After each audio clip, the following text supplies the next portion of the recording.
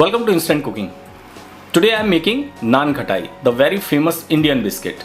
For this we need gram flour, semolina, all-purpose flour, cherry, butter, baking powder and castor sugar.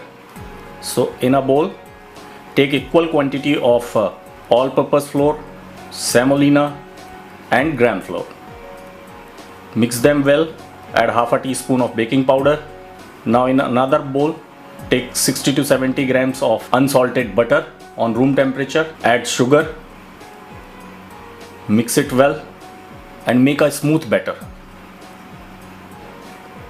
Now add this batter into our dry ingredient and make a dough.